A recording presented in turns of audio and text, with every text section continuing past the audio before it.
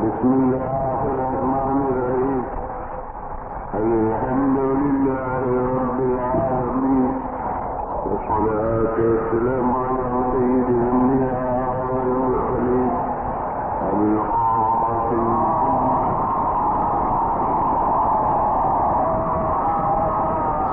خاتم النبيين وآله الطيبين الطاهرين المعصومين.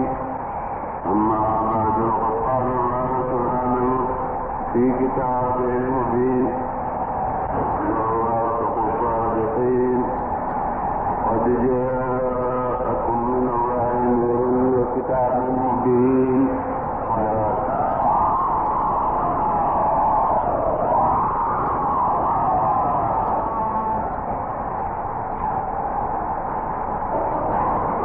ایسا لگ رہا ہے کہ تمہارے پاس آیا ہے ایک بڑا نور اور ایک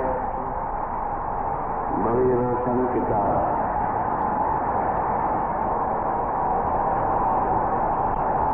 میں نے پہلے ہی دو چیزوں کے آنے کا اعلان ہوا ہے.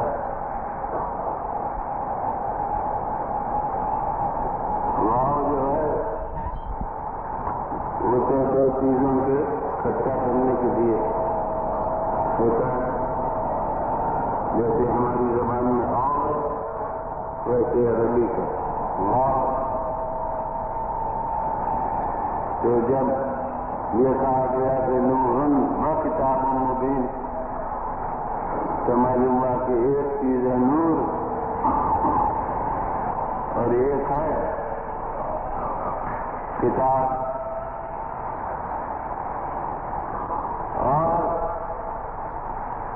پہلے نور کے آنے کا احساس ہے پھر کتاب سے.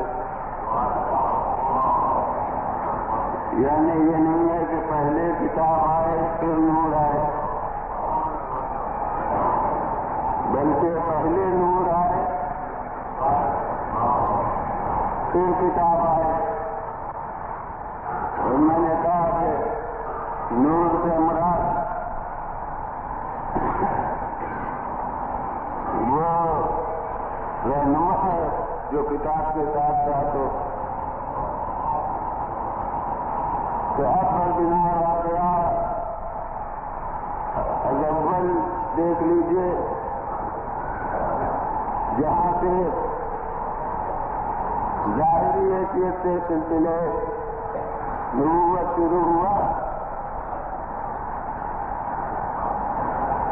تو پہلے نبی بھیجا گیا. یعنی ہمارے نقطۂ نظر سے وہ اس وقت مادی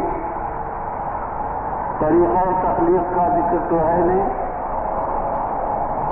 قرآن نے جو نظام تخلیق بتایا ہے اس کے لحاظ سے جو ابو البشر ہے وہی رہنما بشر ہے.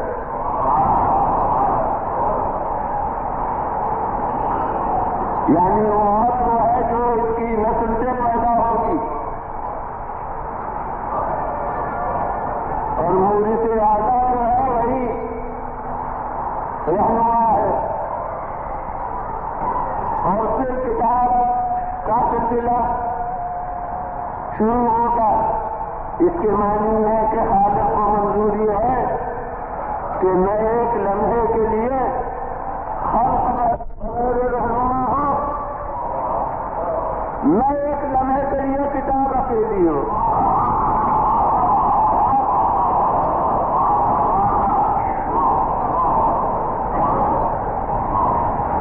کتاب کا کافی پہلے سے موجود ہو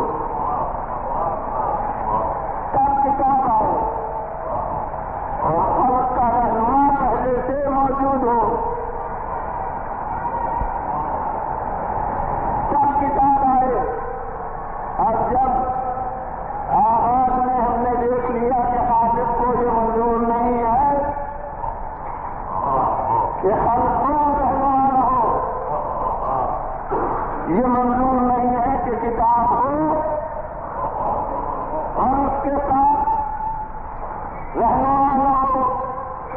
تو جب شروع میں یہ ممکن نہیں تو اب جب تک خلق ہے انجام میں وہ آغاز اب انجام میں بھی جب تک خلق ہے جب تک رہنما ہے جب تک کتاب ہے تب تک اس کا کافی ہے. اللہ دیجیے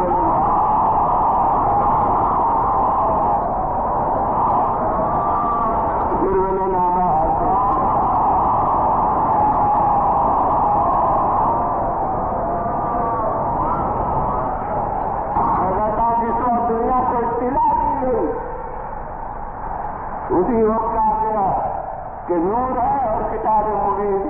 تو ابتدائی آخری اس میں بھی نور پہلے ہے پھر کتاب کا سلسلہ ہے. اور اس کے بعد جب یہ اعلان آ گیا ہے جس وقت قرآن میں یہ آیت اتری ہے جس نور کے آنے کا اس نے اعلان کیا ہے وہاں بھی نور 40 برس پہلے آیا ہے 40 برس بعد اتری ہے.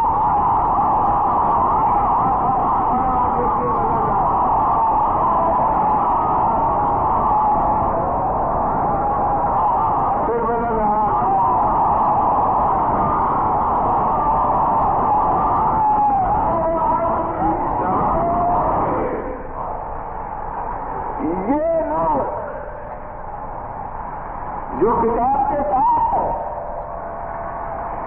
وہ اس سے مراد اب پیغمبر خدا صلی اللہ علیہ وسلم متفقہ تفسیر بتاتی ہے کہ نور سے مراد ذات حکیم مرتبہ حضرت محمد مصطفیٰ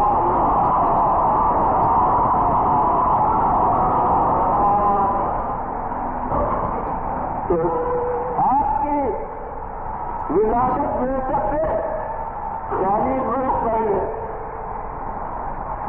کتاب نازل ہونا شروع ہوئی. جب 40 برس کی عمر آپ کی ہو گئی وہ آپ کی ذات کے ساتھ کتاب ہو اور بات مگر جن سے کہا گیا کہ تمہارے پاس آئی ان کے پاس سے 40 برس کے بعد ہی آئی ہے کتاب. تو جناب 40 برس پہلے نور اور 40 برس بعد کتاب. ابتدا میں بھی نور پہلے کتاب بعد کو آخر میں بھی نور پہلے سے کتاب موجود. اس کے معنی یہ ہے کہ رہنما موجود ہو اور کتاب نہ ہو تو رہنمائی ہو جاتی ہے. کتاب ہو رہنما نہ ہو تو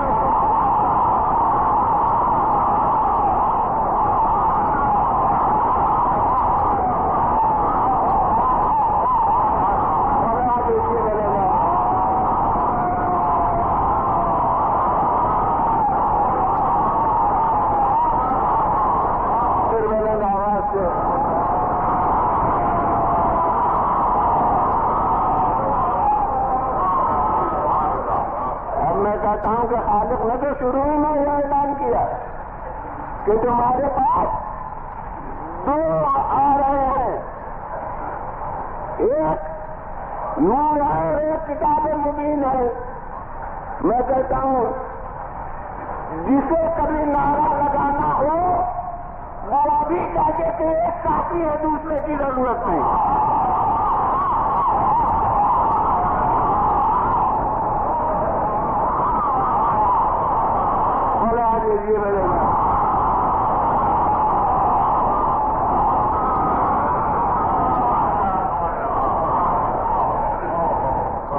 مگر اس وقت کسی میں ہمت نہیں یہ کہنے کی. میرا مطلب یہ ہے کہ اگر قرآن واقعی کافی ہے تو رسول کی زندگی میں بھی تو دو ہیں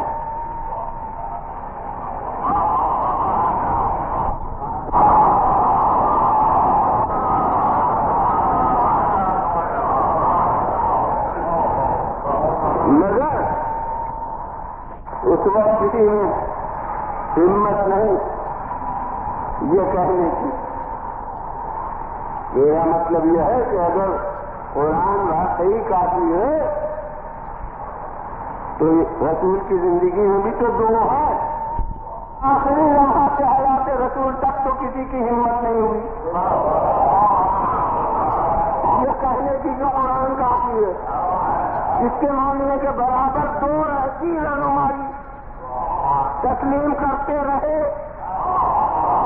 پوری عمر رسالت میں سنت یہی رہی کہ دو رہنما ہے. اب ایک کو رہنما کہنا بدعت نہیں ہوگی تو کیا ہوگا؟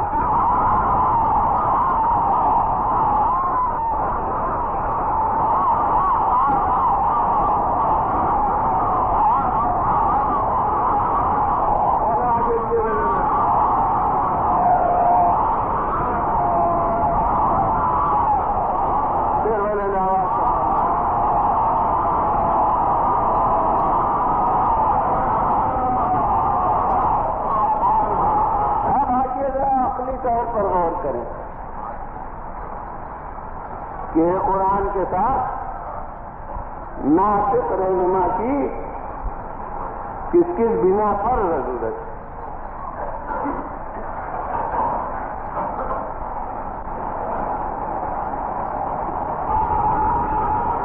اور ظاہر ہے کہ عقل کے فیصلے بدلتے نہیں. ایک وقت میں جو ضرورت ہے وہی ہمیشہ ضرورت. تو غور کرنا چاہیے کہ شروع ہی میں قرآن کے ساتھ ایک دوسرے کی ضرورت کیوں ہوئی. خالق قرآن کو یا اس کے قبل بھی کسی بھی کتاب کو کسی درخت پر اتار دیتا ہے, کسی پہاڑ کے غیر میں اتار دیتا, ایک منادی ندا کر دیتا کہ یہ الناس اللہ کی طرف کی کتاب اللہ درخت پر ہے. اس پہاڑ کے غار میں ہے جا کے لے لو کافی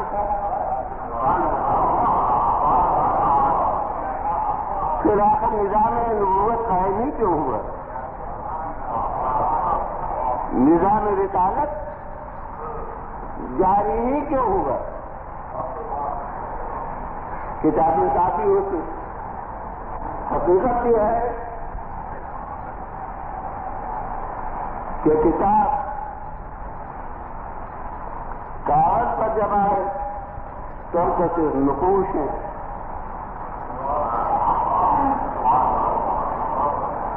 لفظیں بھی کاغذ پر نہیں ہوتی, علامتیں لفظ کی ہوتی ہیں کاغذ کے اوپر. اس لیے کسی زمانے میں کچھ جانوروں کی صورتیں ہوتی تھیں جو حرفوں کو بتاتی تھی. مثلا یہ سمجھنا ہے کہ ایک قسم کا جانور بنا دیا, جین سمجھنا ہے کہ ایک قسم کا جانور بنا دیا, اور اس کے بعد شکلیں اس کی بدلتی نہیں. مختلف رسم الخط جو ہیں ان میں دیکھ لیجیے, ایک جو واقف ہے ان علامتوں سے وہ اس کو پڑھتا ہے تو سمجھتا ہے کہ یہ تحریر ہے. جو اس رسم الخط سے ناواقف ہے وہ دیکھتا ہے تو کیے ہوئے مقوے نظر آتے ہیں. اسے سمجھ ہی میں نہیں آتا کہ یہ کچھ لکھا ہوا ہے بھی یا نہیں. تو اب یہ تو اس وقت ہے جب نو انسانی پروان کر چکی ہے, لیکن اب تصور کیجیے اس وقت جب مدرسہ کائنات میں انسان نے پہلے قدم رکھا ہے, تو اب تو ہر رسم الخط سے بنا ہے. کتاب اترتی تو کسی نہ کسی رسم الخط میں ہوتی. اب پڑھ کر لیے صدا کی جاتی کہ جاؤ فلاں درخت سے کتاب لے لو، جاؤ پہاڑ کے گھاٹ سے کتاب لے لو، لیکن وہ کتاب جو ہوتی تو لکھی بھی ہوتی کسی نہ کسی رسم الخط میں، جس وقت نو انسانی کی ابھی رسم ابجد خانی بھی ادا نہیں ہوئی ہے، تو اس بچے کے ہاتھ میں جو 2-1 برس کا ہے اور ابھی اس کی بسم اللہ نہیں ہوئی ہے، آپ کسی بھی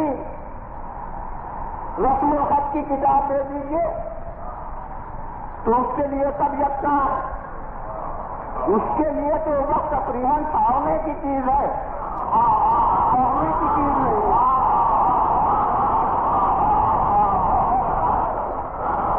بس جیسے اس دور بلوغ بشری میں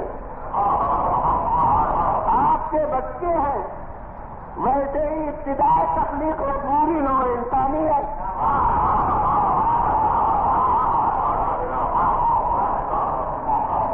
تو اگر کتاب آ جاتی تو اس کتاب سے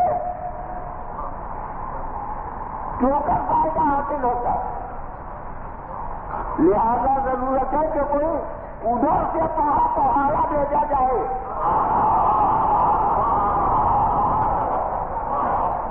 بغیر اس کے تعلیم نو بشر ہو نہیں سکتی۔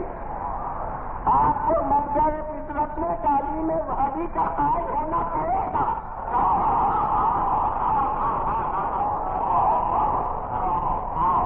وہ چاہے کچھ اصول ہی بتا دے کہ جس سے آگے بڑھ کے آپ خود اپنی عقل کی رہنمائی سے آگے بڑھنے، لیکن یہ عمارت اونچی نہیں ہو سکتی جب تک ابتدا میں قدرت کا سہارا آپ کے شامل حال نہ ہو۔ لہذا ضرورت ہے معلم کی جو ادھر سے پڑھ کے آیا ہو،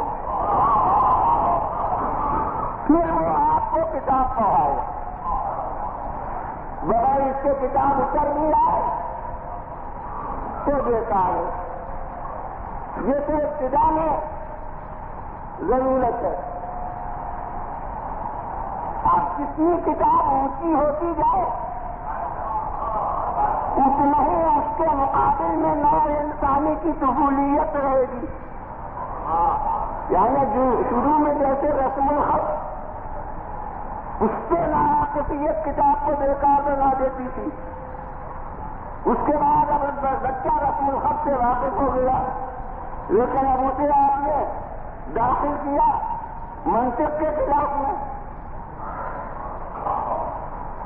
اب وہ حروف کے نقش جانتا ہے مگر ان اصطلاحات سے ناواقف ہے جو فن سے متعلق ہے، لہذا پھر بھی کتاب بیکار جب تک کہ وہ معلم نہ ہو جو اصطلاحات سے پہلے سے واقف ہے۔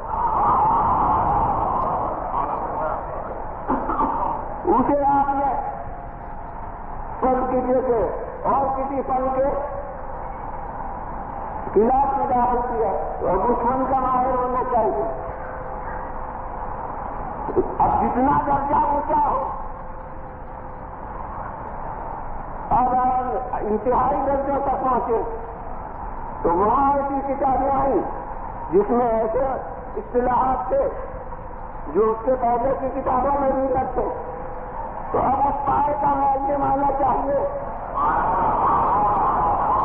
اور اگر کوئی کتاب ضروریات نوع بشر کے لیے قیامت تک کے لیے حاوی بنا کے بھیجی گئی ہو تو قیامت ہے کہ معلم ایسا ہو جو ارتقاء ذہنی کے آخری حدود کی منزل پر فائز ہو، تاکہ وہ اس کتاب کا سامنے ہو۔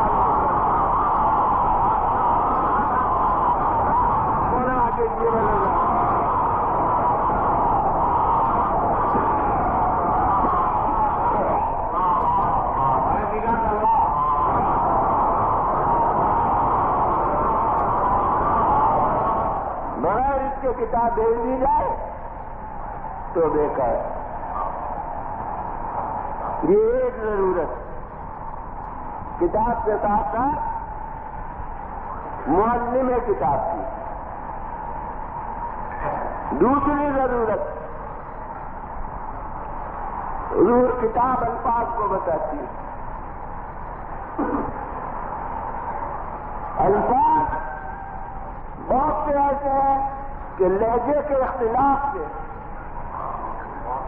اس کے معنی بدلتے ہیں. مثلا ایک سادہ کا جملہ میرے ذہن میں آ رہا ہے، آپ آ گئے. یہ کون مشکل جملہ ہے؟ آپ اور آ گئے دو لفظوں سے مرکب جملہ، اور کوئی جملہ دو لفظوں سے کم کا ہوتا ہی نہیں. تو اب یہ مختصر ترین جملہ آپ آ گئے، مگر اب آپ خود اپنے روزمرہ کی زبان کے لحاظ سے دیکھ لیجیے تو کتنا محل استعمال کے اعتبار سے اس کے مفہوم میں لب و لہجے کے لحاظ سے تبدیلیاں ہوتی ہیں.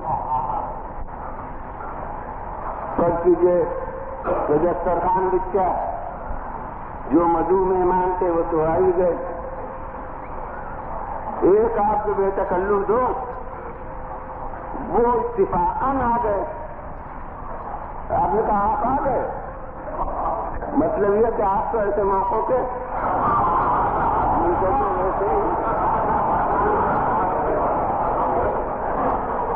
آپ آ گئے تو مہمانی ہو گئے. کسی ایک سے آپ نے وقت مقرر کیا تھا کہ اس وقت پر آئیے گا تو میں آپ کے ساتھ چلوں گا. انہوں نے اس وقت کا لحاظ کیا، گھڑی دیکھ کے اس وقت پر آؤ. آپ نے کہا آپ آ گئے، یعنی جو قرارداد ہوئی تھی اس کے مطابق آپ نے عمل کیا. اب مجھے چلنا ہے، یہ آپ آ گئے، یہ ہو گیا. اور جناب کسی کو منع کیا ہے کہ خبردار کل اس وقت نہ آئیے گا، میں بہت مصروف ہوں گا، اور پھر بھی بہت وقت آ گئے. اور آپ نے کہا آپ آ گئے، میں نے تو کہا نہ آئیے گا. یعنی وہاں آپ آ گئے رضا ہے، وہاں آپ آ گئے اظہار ناراضگی ہے. اب لفظوں میں اتنا فرق، یہ میں نے بطور مثال جو ہے آپ کے سامنے، ورنہ اس کے محل استعمال اور بھی ہیں. تو جناب یہ آپ آ گئے میں اتنے پہلو پیدا ہوتے ہیں الفاظ میں لب و لہجے سے، مگر مشکل یہ ہے کہ کتاب میں کاغذ پر لفظیں آتی ہیں، لہجہ نہیں آتا.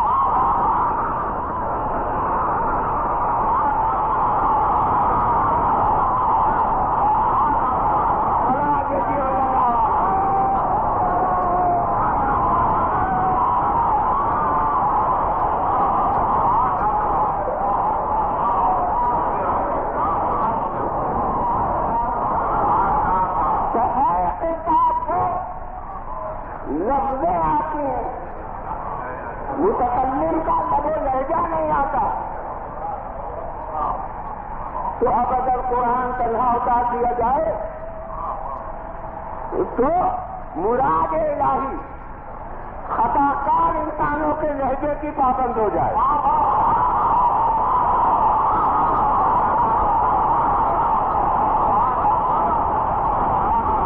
کوئی اقرار کے لہجے میں پڑھ لے تو اقرار ہو جائے، کوئی انکار کے لہجے میں پڑھے تو انکار ہو جائے. غرض کلام الہی ان کے لہجوں کا پابند ہو جائے. لہذا ضرورت ہے کہ کتاب بات کو اتاری جائے اور ایک صاحب لہجہ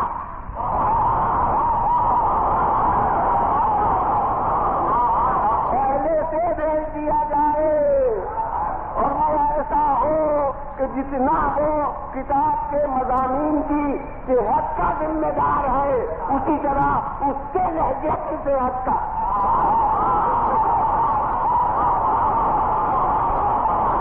بولا دیکھیے بلنار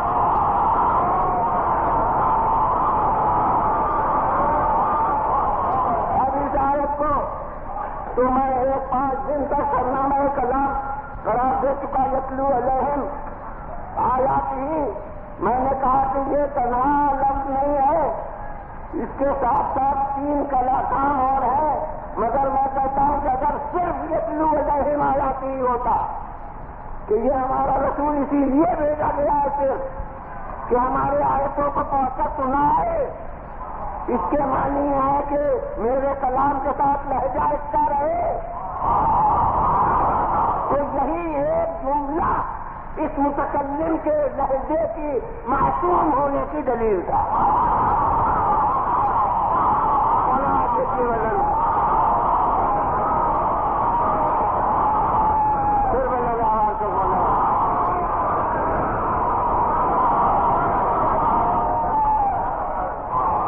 اس کے معنی ہے کہ جو وہی کرتا ہے اسی طرح ادا کرتا ہے جو منشاء قدرت ہوتا ہے.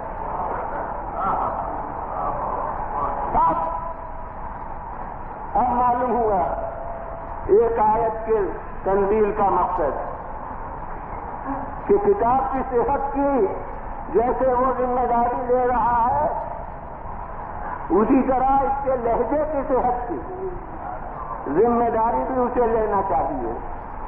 یہ ضرورت تھی جو قرآن میں آئی گزری کہ وہ مایم سے قرآن الہوا ان ہوا اللہ وحی یوحا. ہمارا پیغمبر زبان کو حرکت ہی نہیں دیتا، اپنے ذاتی خیالات کے ماتے ہے، بلکہ وہ منشاء الہی کے مطابق زبان کو گردش دیتا ہے. اس کے معنی ہے کہ وہ جو کتاب میں ہے اسی کو وہی نہ سمجھو بلکہ جو اس کے لہجے سے سمجھ میں آئے اسے بھی وہی سمجھو.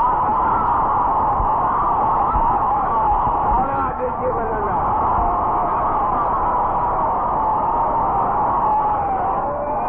پھر بنانا آواز سے بولا.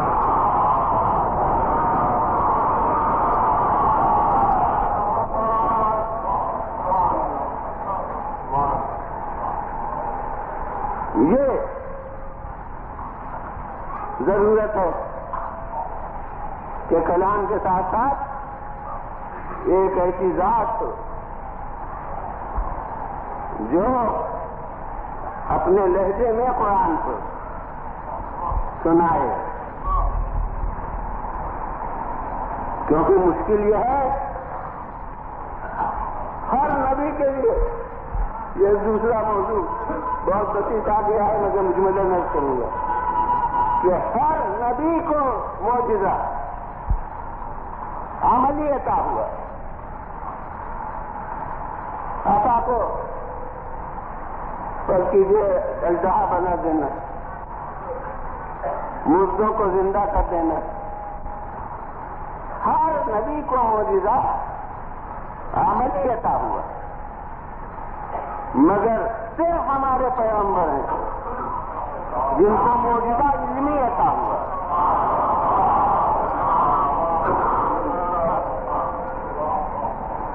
بے شک توریت حضرت موسیٰ پر اتری، مگر حضرت موسیٰ پر توریت اتری ہے، معجزہ ان کا توریت نہیں آتا.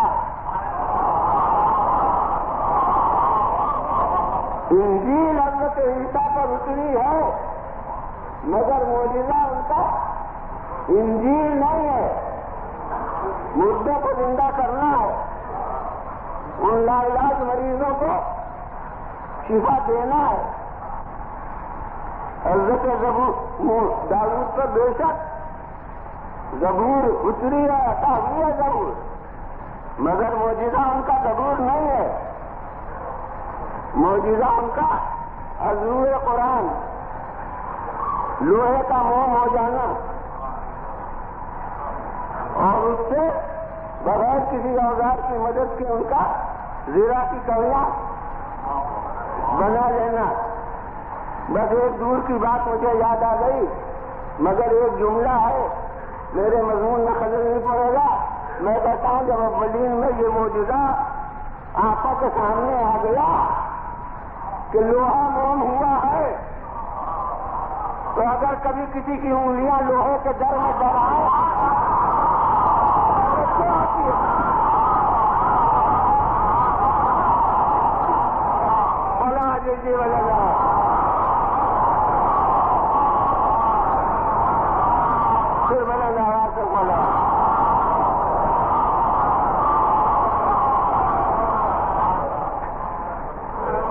کہ حضور والا جتنے انبیاء ہیں ان کی کتابیں الگ ہیں، وہ تو ہدایت خلق کے لیے اتنی ہیں، لیکن جو معجزہ ان کا یعنی دلیل رسالت، دلیل منصب، وہ کتابیں نہیں ہیں۔ حضرت موسیٰ سے کہا جاتا کہ آپ کے رسالت کی دلیل، وہ توریت کو پیش نہ کرتے، بلکہ وہ کہتے تھے فرعون کے یہاں جادوگروں سے پوچھ لو کائے کے لیے سرو سجود ہوئے۔ تو برہان رسالت میں وہ کتابوں کو پیش نہ کرتے، وہ اپنے کچھ اعمال و افعال کو جو قدرت کی طرف سے انہوں نے دکھائے تھے وہ پیش کرتے، اور اسی لیے ان معجزات میں دوام نہ تھا، کیونکہ عمل جو ہے وہ ایک وقت کا پابند ہے، وقت کے گزرنے کے ساتھ معجزہ گزر گیا، روایت معجزہ رہ گئی۔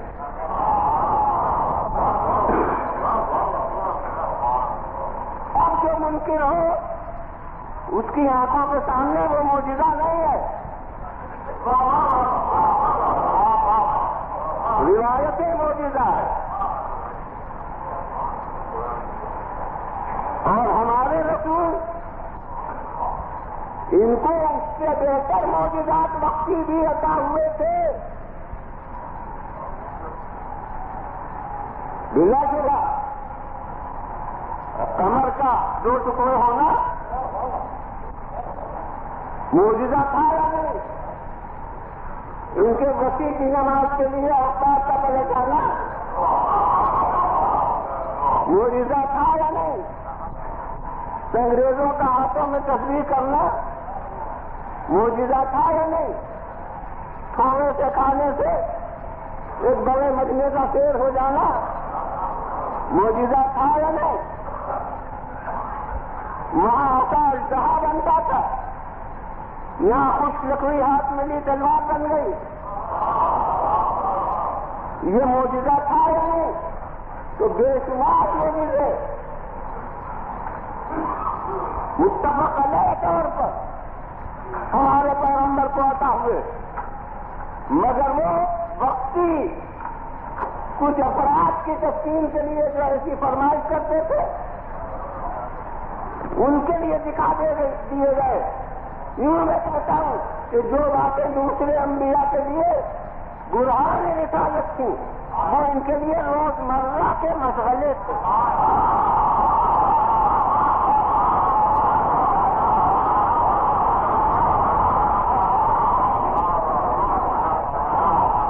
لیکن جب کوئی ان سے دلیل رسالت مانگتا مستقل طور پر کہ آپ کے رسالت کی دلیل کیا ہے، تو یہ نہ کہتے کہ میں نے فلاں تاریخ چاند کے 2 ٹکڑے کر دیے، اس پہ جاؤ پوچھو لوگوں سے۔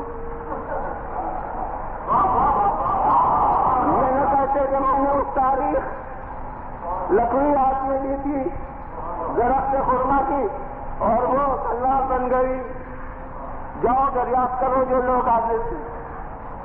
اس کے معنی ہوتے، یاد رکھیے کہ اصول دین یقینی ہوتے ہیں اور روایت ضمنی ہوتی ہے۔ اگر روایتوں کا حوالہ دیا جائے دلائل رسالت میں تو اس کے معنی ہے کہ عقیدے کو آپ نے گمان کا پابند کر دیا، جو اس وقت تھا اس کو سامنے معجزہ دکھا دیا، مگر پھر دوسرے سے یہ اس کو ثبوت میں نہیں پیش کریں گے، یہ نہیں کہیں گے جا کے پوچھو میں نے فلاں تاریخ یہ کیا تھا، جا کے پوچھو فلاں تاریخ انگریزوں نے میرے ہاتھ میں تصویر کی تھی۔ ان کی رسالت تاریخوں میں مقید نہیں ہے، یہ بنانا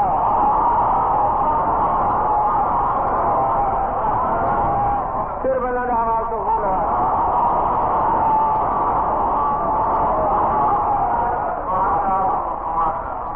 ان سے جب پوچھا جائے کہ آپ کی رسالت کی دلیل کیا؟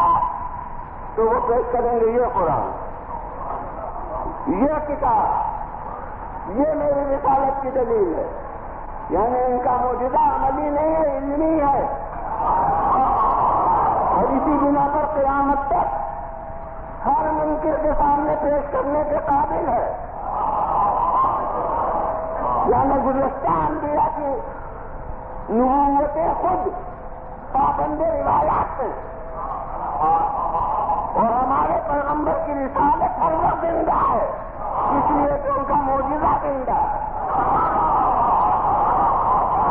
مگر بندہ پرور تنہا قرآن سے نہ تھا اس وقت، قرآن کے ساتھ بھی کوئی تھا، ان کے سہارے سے قرآن معجزہ بنتا تھا۔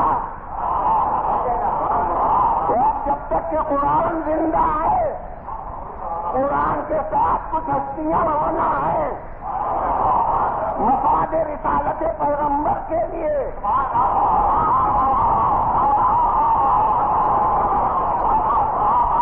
تاکہ سامک معجزہ بھی رہے، ناطق معجزہ بھی رہے۔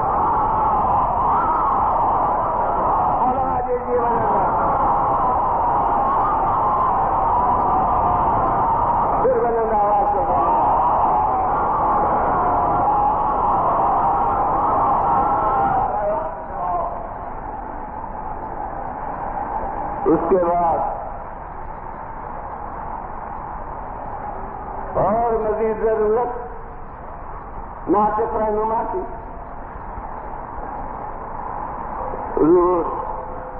کتاب اقوال کا مجموعہ ہوتی ہے، اقوال محتاج لغت ہوتے ہیں۔ فوری تعلیم میں دم نہیں پیدا ہوتا جب تک عملی تعلیم ساتھ نہ ہو۔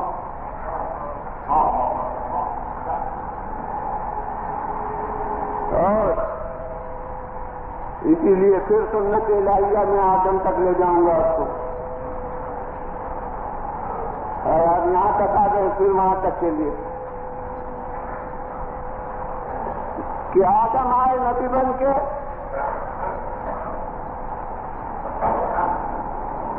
اور تعداد انبیاء کی کتنی بچوں کو بھی سکھائی جاتی ہے، 1,24,000، اور کتابیں کتنی، 4 بڑی کتابیں صحیفے وغیرہ ملا لیجیے تو 20-30، اور سمجھ لیجیے کہ کچھ ہمیں نہیں معلوم تو 150، اس سے زیادہ کا تو پتہ نہیں چلتا۔ ڈھونڈ ڈھانڈ کے اہل کتاب نے اکٹھا کیے تو وہ بائبل اس کا نام ہوا، اس میں سب ارمیہ اور اشعیا اور جو نام آپ نے انبیاء کے نہیں بھی سنے ہیں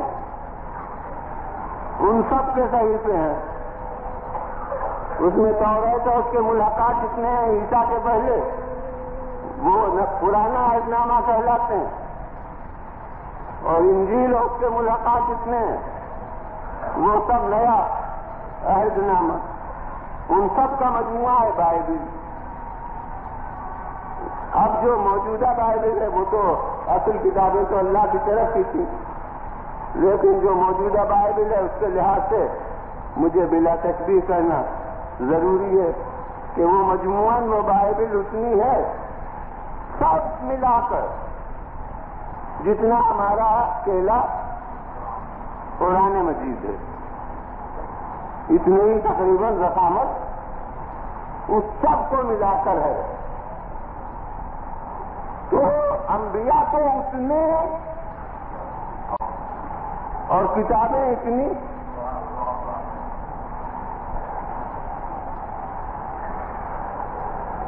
تو آخر یہ معاملہ کیا ہے؟ تو سمجھ میں آتا تھا کہ ایک رسول آتا تھا کتاب لے کر، اور ایک سلسلہ انبیاء کا آتا تھا اس کتاب پر عمل کرانے۔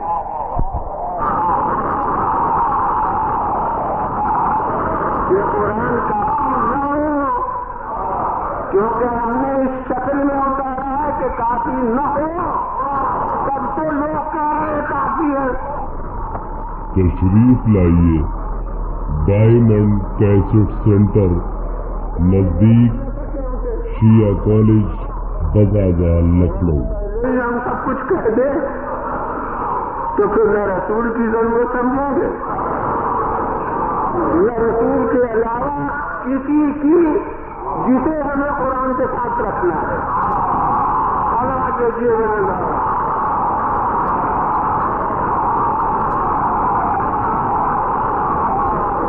پھر بنا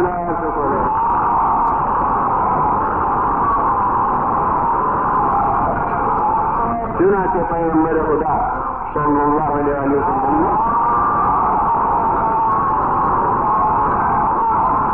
یہی کام کیا۔ قرآن مجید میں آیا اقیم الصلاۃ، پیغمبر نے نماز پڑھ کے دکھائی کہ صلو کما رأیتمونی اصلی، یوں نماز پڑھو جیسے میں پڑھتا ہوں۔ جب انہوں نے بتایا کہ کیسے، تب ہم سمجھے کہ ایسے، ورنہ صرف قرآن کی آیتوں سے ہم ایک عدد نماز نہیں پڑھ سکتے۔ حج کا حکم آیا، ہم نے میں چلو میرے ساتھ، اور جب چلے وہاں پہنچے تو فرمایا وَعَلِّمُكُمْ مَنَاسِكَ حَجِّكُمْ، میں تمہیں تمہارے حج کے طریقے سکھاتا ہوں۔ وہی نام آج تک حج کے اجزاء کا ہو گیا، مناسک حج، جو پیغمبر کی زبان پر لفظ آئی تھی وہی آج تک قائم ہے۔ ترتیب نماز کو مناسک نماز نہیں کہتے، ترتیب روزہ کو مناسک روزہ نہیں کہتے، مگر حج کے لیے چونکہ رسول کی زبان پر یہ لفظ آئی تھی، لہذا اب وہی لفظ آج تک قائم ہے۔ کوئی آدمی کی کتاب لکھتا ہے اس کے احکام میں تو نام اس کا یہی ہوتا ہے مناسک حج، تو رسول نے سکھایا کہ دیکھو اس طرح حج ہوتا ہے، تب ہم سمجھے کہ حج یہ ہوتا ہے، ورنہ لفظ حج ہوتی اور بس لغت میں دیکھتے تو وہاں سے کچھ کرنا ہی نہیں ہے، لغت میں دیکھتے تو حج کے معنی قصد، تو پھر اپنی جگہ ہر ایک قصد کر لیتا، سمجھتا کہ حج ہو گیا۔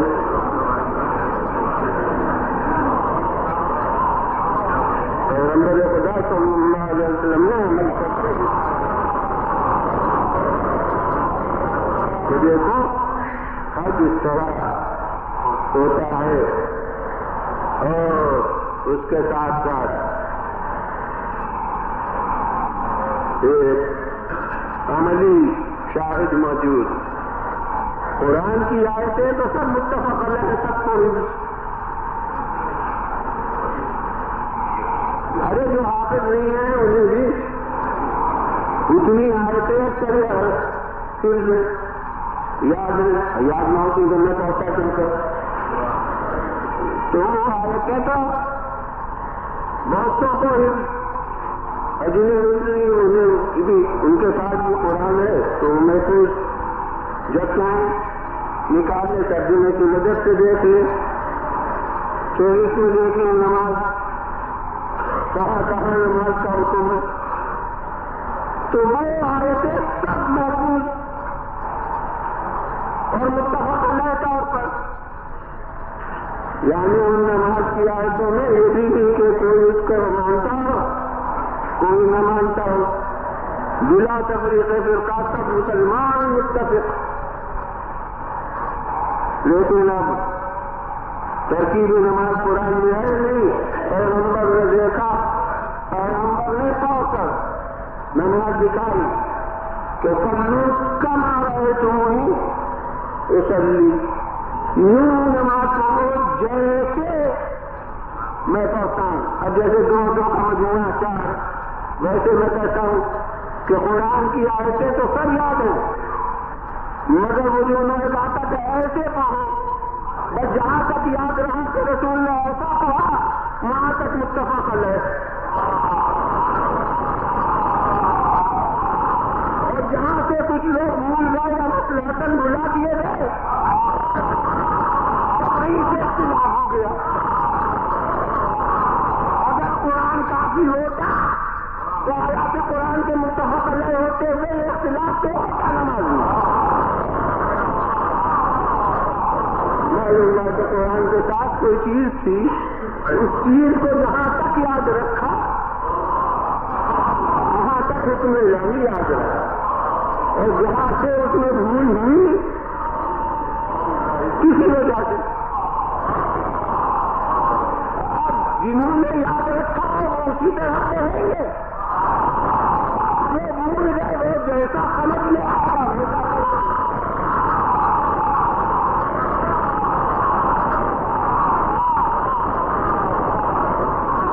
کوئی نمازی بنا جان کے نماز غلط پڑھے گا،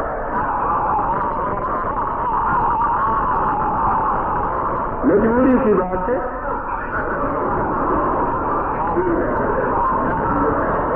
کہ اس ذریعے کو ایسے اسباب ہوئے کہ یاد نہیں رہا، لہذا اختلاف ہو گیا۔ تو میں کہتا ہوں کہ وہ تو مشاہدہ ثابت کر رہا ہے کہ قرآن کافی نہیں ہے،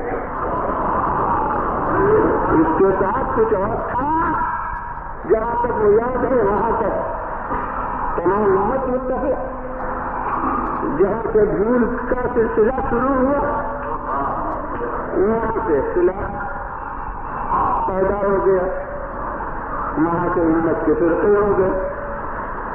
تو یہ نتیجہ ہے ہم نے اس کے بعد اب پیغمبر خدا صلی اللہ علیہ وسلم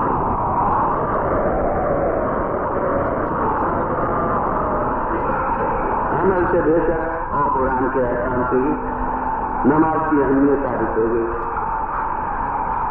لیکن اب اہمیت کے درجے ہوتے،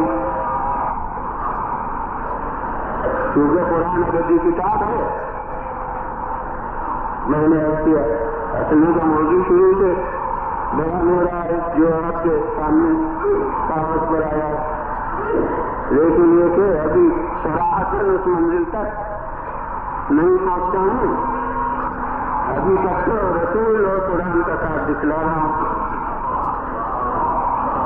اگر دنیا سمجھ لے کہ رسول کی ضرورت کیا ہے قرآن کے ساتھ تو آگے کی منزل خود سمجھ لیتی، اور آگے یہ مزہ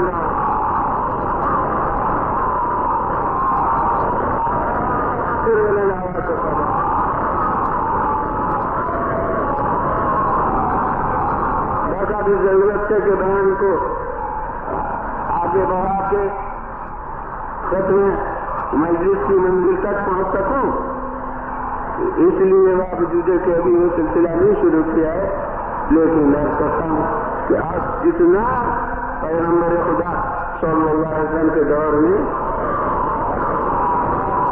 موقع ملا اتنا اہمیت احکام کی سامنے آئی، اتنی نوعیت احکام کی سامنے آئی۔ مثلاً بات کیجیے کہ کوئی پیغمبر خدا صلی اللہ علیہ وسلم کے سامنے ہمیشہ حضر میں رہتا ہوتا، کبھی سفر کا اسے موقع ہی نہیں ملتا رسول کے ساتھ، تو وہ اپنے پاس سے کہہ سکتا ہے کہ میں رسول کے ساتھ رات کبھی زور کی نماز 2 رکعت نہیں ہو سکتی، کبھی عصر اور عشاء کی نماز جو 4 رکعت کی نماز ہے وہ 4 ہی رکعت ہوگی، اور سب تک میں اس کی شرط ہوگی، کیونکہ اس کے سامنے وہ صورتحال نہیں پیدا ہوئی جس میں 2 رکعت ہوا سکتی ہے، لہذا وہ قسمیں کھائے گا اور بالکل صحیح کہے گا کہ ہاں 4 ہی رکعت ہوتی ہے۔ اور اگر سفر میں کبھی پیغمبر خدا صلی اللہ علیہ وسلم کے ساتھ گیا اور اس نے دیکھا کہ حالت سفر میں آپ نے نماز قطع ہوئی یا روزہ ترک فرمایا تو وہ کہے گا کہ ہاں بے شک معلوم ہے کہ جیسے حالات پیدا ہوئے ویسا عمل رسول سامنے آیا. اتنے ہی لوگوں نے سمجھا. سفر کیجیے مثال کے طور پر دیکھا ہوں کیا دیکھو کوئی بوندے تو ہو رہی ہیں پیغمبر خدا صلی اللہ علیہ وسلم نماز پڑھتے رہے اور بوندے ہوتی رہیں. اب مسلمان کی سمجھ میں آیا ہے کہ ہاں نماز اتنی اہم چیز ہے کہ اگر آدمی تھوڑا سا بھی لی جائے تھوڑی سی بوندیاں بھی پڑ جائیں تو نماز توڑنا نہیں چاہیے. یعنی شاید یہ عمل نہ ہوتا تو سمجھتا کہ بس جب ذرا بوندیاں آئیں جب لوگ نماز کے توڑنے کے لیے اس چیز کو کافی سمجھتے تھے کہ تاجر لوگ آ گئے ہیں باجے بجا رہے ہیں تو اعلان کریں اور یہ قرآن کا اظہار اور تجارت خلقوں کا قائمہ یہ رسول کے پیچھے کے نمازیوں کا ذکر ہے جو اتنی مؤثر نماز جماعت میں شریک ہیں.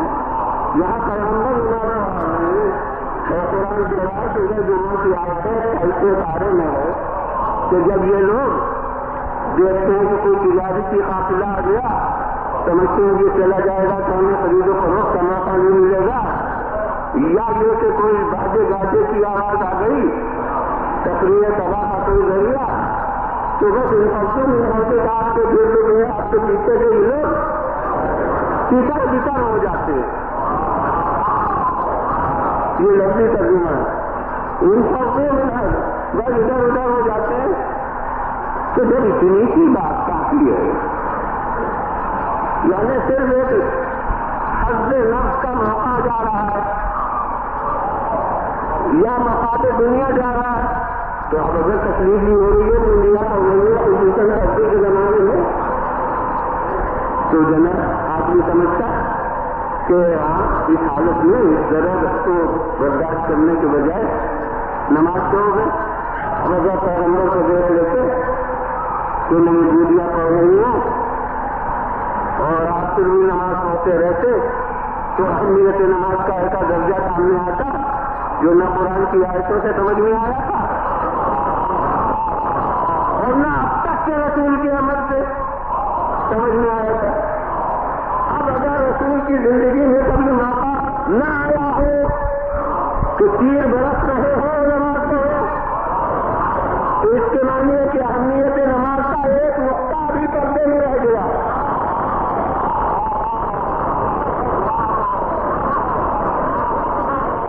اب آگے دیجیے صفین کا میدان اور صفین میں مابین صفوف لشکر ایک مسلح بچھا ہوا اور اس پر وہی جو اس وقت قرآن کا ساتھی ہے اور وہ نماز تیر کے پاس گئے. ماشاء اللہ نفسیات کے واقع جانتے ہیں کہ تعجب اسی چیز پر ہوتا ہے جو اب تک کے ذہن کے تصورات سے الگ ہو. کوئی عام انسان نہیں جناب ابن عباس جو صحابی رسول بھی ہے شاگرد علی مرتضیٰ بھی ہے عزیز خاص بھی ہے اور وہ جناب ابن عباس محبتانہ غصے میں ایک انداز ہوتا ہے غصے کا بھی جو بچارے محبت ہوتا ہے تو بالکل الفاظ سے باہر جھلاٹ ابن عباس ہمیں امین سے کہتے ہیں جیسے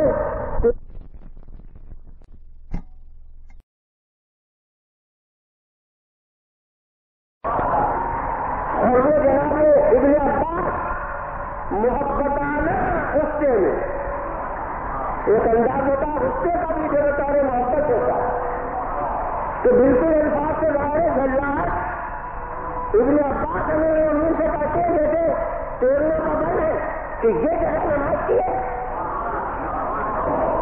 قاری ہے حضرت علی بن ابی طالب علیہ السلام سے عبادت کا خیال ہے، ایسے اس سے اللہ کو بھی پسند آئے ہیں. تو جناب وہ اس سے میں جا رہے ہیں کہ یہ جگہ یہ موقع نماز کا، مگر اب وہ ناطق رہنما ہے اس کا ایک جملہ وہ ابن عباس کے تک کے تصورات میں انقلاب پیدا کرنے کے لیے کافی ہے. انہوں نے کہا یہ موقع نماز کا، آپ نے ہم جہاد کا ہے کے لیے کر رہے ہیں.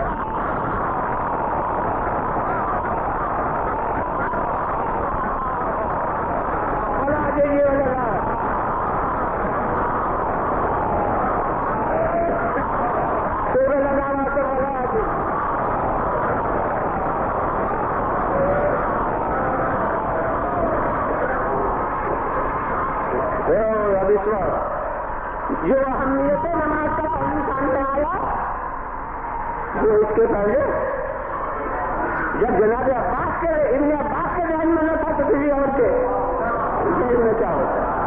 اب آپ نے دیکھا کہ قرآن کے ساتھ آگے کا کیا فائدہ ہوتا ہے.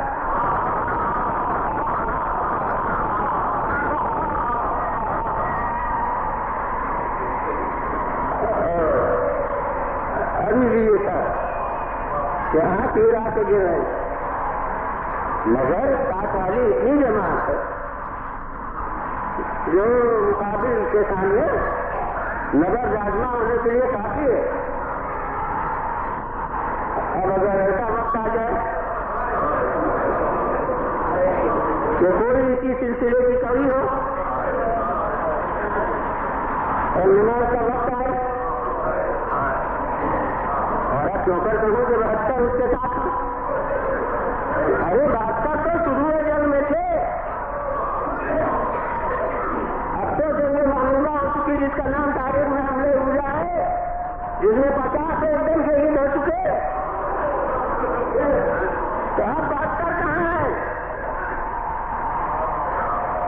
اسی میں کم تعداد ہے اور ادھر 30,000 ہے.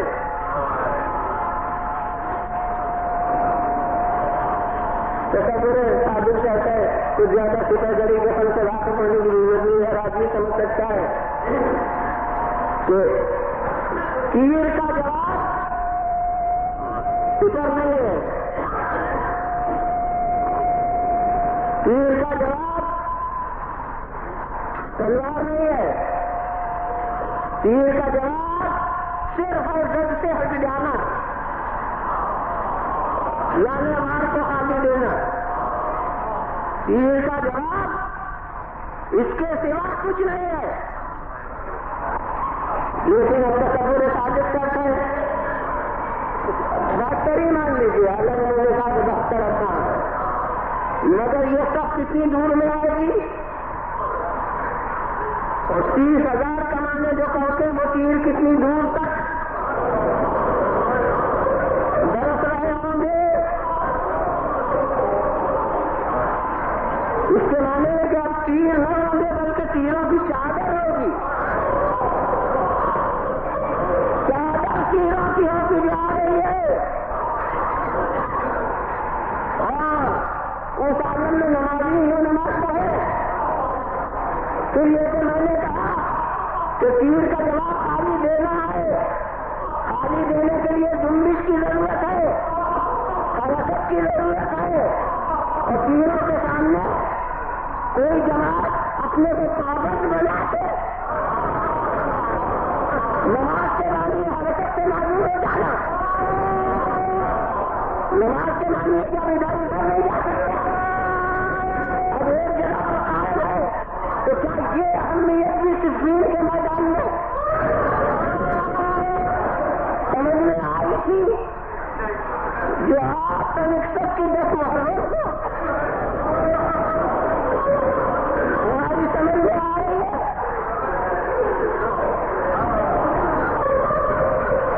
ادھر نماز ہو رہی ہے ادھر تیر ہے اور یہاں بس 2 مجاہد سب جماعت سے الگ رکھے گئے کہ تم 2 اس پوری چادر کو روکو اور ہم نماز پڑھتے رہیں. بلا شبہ انہوں نے اشاروں سے بھی نماز بھی انہوں نے اشاروں سے ادا کر. مگر ایک دن طے کر چکا ہوں کہ یہ تو حقیقت ہے کہ اس جماعت میں انہیں شریک ہو سکے جو جماعت امام کے پیچھے تھی، لیکن وہ حقیقت نماز سے واپس تھے. انہوں نے گدی زبان سے بھی تو نہیں کہا کہ مولا ہم اس جماعت میں نہ شریک ہوں.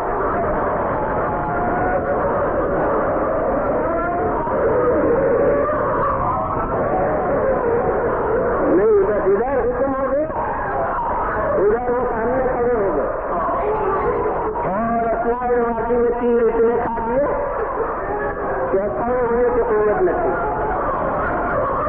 مگر طے کر کے کھڑے ہوئے تھے کہ مولا نماز پڑھے.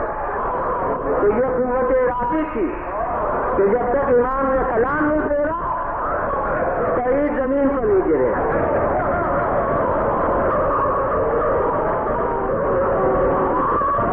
بس ادھر امام نے کلام پھیرا ادھر کہیں زمین پر گرے. اور میں کہتا ہوں کہ کیونکہ اس جماعت میں شریک نہ ہو سکے اس لیے شاید اب دوبارہ اپنے صحت عمل کی تصدیق چاہتے ہیں. جو امام سے پوچھا ہے پر کوئی آباد دلّا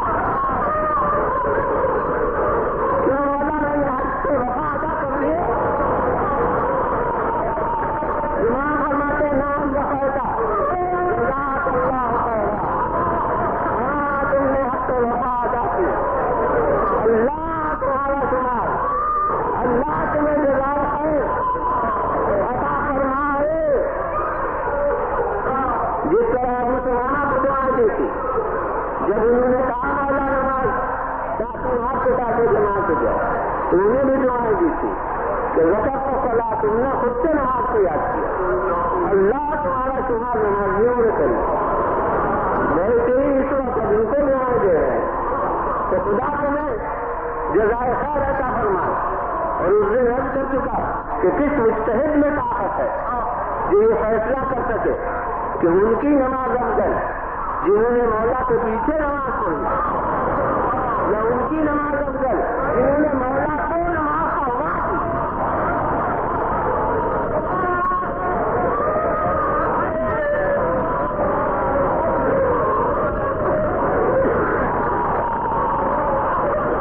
کروا دے گا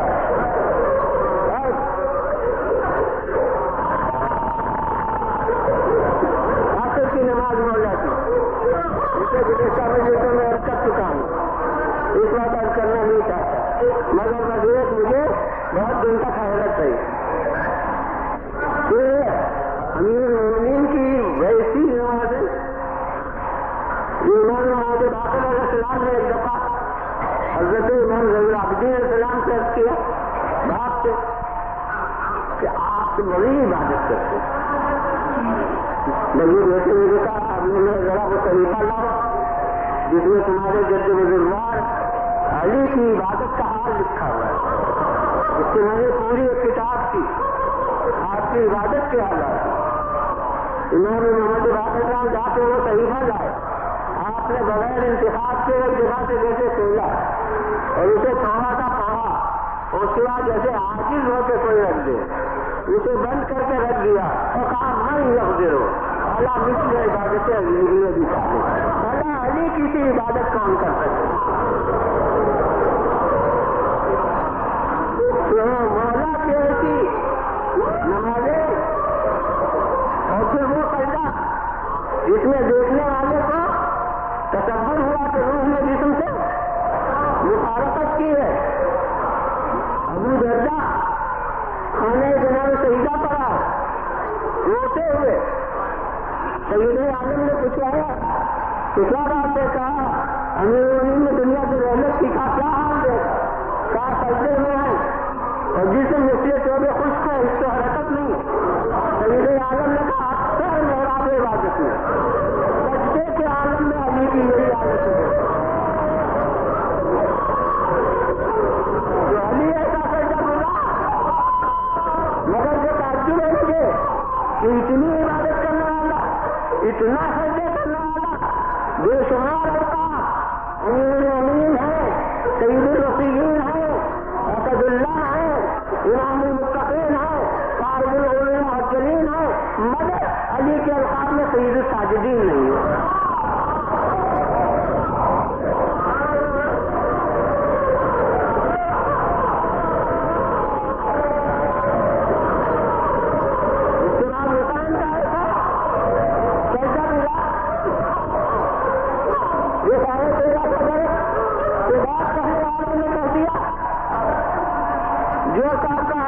کہ سجدے سے کھڑتا ہے، جو مسجود کی طرف تنہا جو ایک اشارہ ہے معبود کی طرف، تو ایسا سجدہ کرنے والا جو نہ ماننے والے کو بھی خدا کو منوا دے،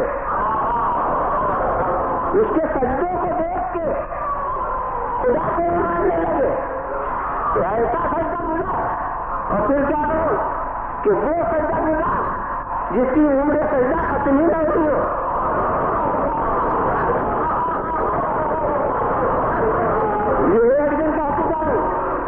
کہ سجدہ اس وقت تک پھر چلتا ہے جب تک نمازی سجدے سے سر نہیں ہوتا ہے۔ تو ہمارے مولا حسین نے تو سر سجدے میں رکھ دیا، آیا ہی نہیں کر سکتے، ان کا سجدہ ختم ہی کر دیا، کسی اور نے سجدے کو نیزے کا سر کو نیزے تک پہنچا دیا۔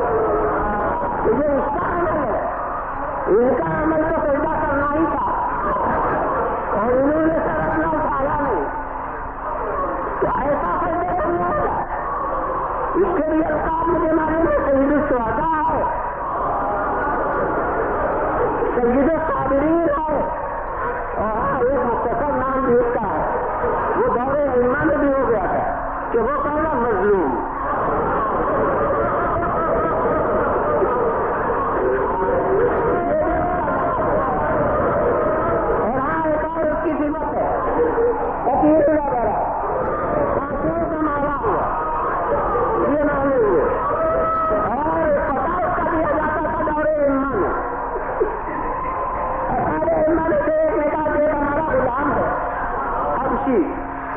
جو ہمارے مسائل سے اور دینی تاریخ سے شخصیتوں سے بالکل واقف نہیں، مگر ہم میں سے جب کسی میں غصہ آتا ہے اور اسے سزا کا ڈر ہوتا ہے تو وہ قسم دیتا ہے کہ تمہیں اس کی قسم ہے کہ جب اس کا نام آتا ہے تم رونے لگتے ہو۔